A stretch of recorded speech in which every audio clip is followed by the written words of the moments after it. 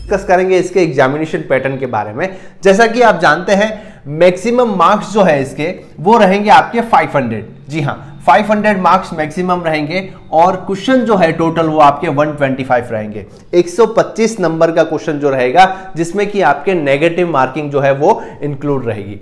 अब इसके पैटर्न में एग्जाम पैटर्न की अगर मैं बात करूं तो देखिए पर्टिकुलर सब्जेक्ट का पर्टिकुलर क्वेश्चन और नंबर जो है वो फिक्स रहेगा। जैसे कि मैं सपोज एग्जाम फार्मास्यूटिकल केमिस्ट्री की अगर मैं बात करूं तो 38 क्वेश्चन जो है आपको फार्मास्यूटिकल केमिस्ट्री सब्जेक्ट से मिलेंगे। अब आप बोलोगे सर ये फार्मास्यूटिकल केमिस्ट्री का मतलब ये है इसमें फार्मास्यूटिकल एनालिसिस भी आ गई, फार्मास्यूटिकल ऑर्गेनिक केमिस्ट्री भी आ गई, फार्मास्यूटिकल इनऑर्गेनिक केमिस्ट्री भी आ गई। जितनी भी आप 4 साल में केमिस्ट्री के बारे में पढ़ोगे, जितनी भी केमिस्ट्री पढ़ोगे आप फार्मेसी से रिलेटेड, वो सारे की सारी इसमें आ जाएगी और उसका जो वेटेज है मार्क्स का वो कितना रहेगा 152 मार्क्स मैक्सिमम रहेंगे और 38 क्वेश्चन जो है आपके फार्मास्यूटिकल केमिस्ट्री से आएंगे। नेक्स्ट आपका सब्जेक्ट आता है सेकंड नंबर जो कि है फार्मास्यूटिक्स। फार्मास्यूटिक्स के नंबर जो है क्वेश्चन जो है फार्मास्यूटिक्स के नंबर ऑफ क्वेश्चन जो है आपके रहेंगे 38 सेम एज फार्मास्यूटिकल केमिस्ट्री और इसका भी मैक्सिमम मार्क्स जो है 152 रहेगा। नेक्स्ट आपका थर्ड नंबर पे सब्जेक्ट जो आता है वो है फार्माकोग्नोसी, जिसमें आप मेडिसिनल प्लांट के बारे में पढ़ते हो। उसके बारे में जो उसके क्वेश्चन है वो आपके रहेंगे 10 क्वेश्चन रहेंगे, है ना। 10 नंबर जो है फार्माकोग्नोसी जैसे आएंगे। और फोर्थ नंबर पे आपके सब्जेक्ट आता है फार्माकोलॉजी। इसके 28 नंबर ऑफ क्वेश्चन आपको देखने को मिलेंगे जीपीएट एग्जामिनेशन में, जिसका वेटेज कितना रहेगा 112 नंबर। फार्माकोग्नोसी का वेटेज रहेगा 40 मार्क्स। ठीक है, तो यहां पे सीधी सी बात है। और 5 नंबर पे आपके आता है अदर सब्जेक्ट। अदर सब्जेक्ट का मतलब क्या है, जिसमें कि आपके फार्मास्यूटिकल जूरिस्प्रूडेंस है ना। ये सारे के सारे मेन कोर जो सब्जेक्ट के अलावा माइक्रोबायोलॉजी है, बायोकेमिस्ट्री है, वो सारे के सारे अदर सब्जेक्ट में आपके 11 क्वेश्चन जो है इसके देखने को मिलेंगे, जिसका वेटेज जो है 44 नंबर का रहेगा।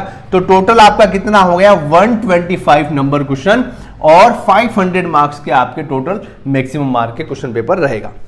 देखिए एग्जाम पैटर्न मैंने इसलिए डिस्कस किया है कि कट ऑफ देखना यहां इंपॉर्टेंट नहीं है, क्योंकि कट ऑफ किस पे डिपेंड करेगी, जैसे कि मैंने अभी आपको बताया कि एग्जामिनेशन जो पेपर है वो किस हिसाब से आ रहा है। अगर पेपर टफ है तो कट ऑफ उसके हिसाब से सेट हो जाएगी और इजी है तो उसके हिसाब से सेट होगी।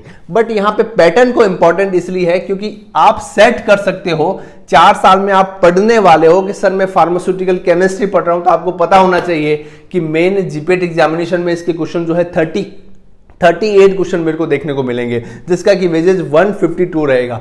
मतलब एक हिसाब से मैं अगर आपको बताऊं कि आप खाली 1-2 सब्जेक्ट अगर प्रॉपर वे में कंप्लीट कर लो, 2 सब्जेक्ट अगर प्रॉपर वे में कंप्लीट, वैसे तो सारी कंप्लीट करनी है आपको, 2 सब्जेक्ट आप प्रॉपर वे में कंप्लीट कर लो, इसको आप अच्छे से पढ़ लो केमिस्ट्री और सुटिक्स को, तो मेरी ये गारंटी आप जीपीएट एग्जामिनेशन को आपको पास होने में, क्वालिफाई होने में कोई नहीं रोक सकता। ठीक है, बट यहां पे क्वेश्चन का जो लेवल है वो बहुत ही अच्छा आता है, तो आप खाली 2 सब्जेक्ट पे डिपेंड तो नहीं रह सकते, अदर सब्जेक्ट के भी क्वेश्चन आपको अच्छे से करने हैं, बट एक स्ट्रेटजी बना के चलें तो ऐसा हम कर सकते हैं। ओके, अब रही बात स्ट्रेटजी की, ये तो आपने एग्जामिनेशन पैटर्न की हमने बात की, पिछले 5 साल के कट ऑफ की हमने बात की। अब स्ट्रेटजी के बारे में कि सर हमने ये एग्जाम जो है वो पास कैसे करना है, क्वालिफाई कैसे करना है। देखिए इसके लिए मैं आपको बताना चाहूंगा, जैसे आपके एग्जाम होंगे जीपीएट 2020-22 के, वो उस समय एग्जाम होंगे, उस समय मैं एक अलग ही आपको एक सिस्टमैटिक रूप से स्ट्रेटजी बताऊंगा। अभी के लिए आपके लिए एक छोटा सा मैसेज जीपीएट प्रिपरेशन के लिए, जीपीएट एस्पिरेंट्स के लिए।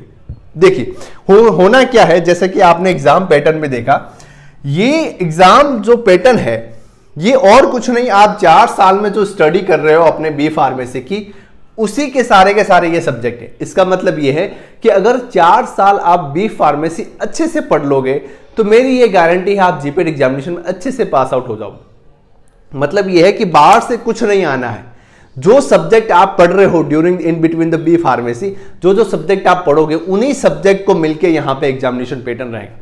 बस क्वेश्चन जो है वो कंसेप्चुअल होंगे, मतलब आपका कंसेप्ट जो है किसी भी टॉपिक से रिलेटेड वो क्लियर होना चाहिए। जैसे यूवी स्पेक्ट्रोस्कोपी है, फार्मास्यूटिकल एनालिसिस में टाइट्रेशन है, तो उन सबका कंसेप्ट जो है, जैसे कि पोटेंशियोमेट्री के बारे में नर्सनेट इक्वेशन का जो पैटर्न रहेगा, वो सारे के सारे कंसेप्ट जो है वो आपके क्लियर होना चाहिए। अगर कंसेप्ट क्लियर है तो आप गारंटी के साथ जीपीएट एग्जामिनेशन पास कर पाओगे। ओके, तो इस वीडियो लेक्चर में हमने डिस्कस किया कि आपकी कट ऑफ जो है वो कितनी रह रही है, पिछले 5 सालों को हमने कंपेयर किया, उसके बाद में हमने उसके एग्जामिनेशन पैटर्न को बताया और छोटा सा मैसेज जीपेट एस्पिरेंट के लिए जो प्रिपरेशन कर रहे हैं कि सर ये जो प्रिपरेशन है उसके लिए आपको अलग से कुछ नहीं करना है, आपको इन बिटवीन योर फार्मेसी, जैसे कि आप बी फार्मा कर रहे हैं तो आपको अभी से अपने जीपेट एग्जामिनेशन के प्रिपेयर हो जाना चाहिए।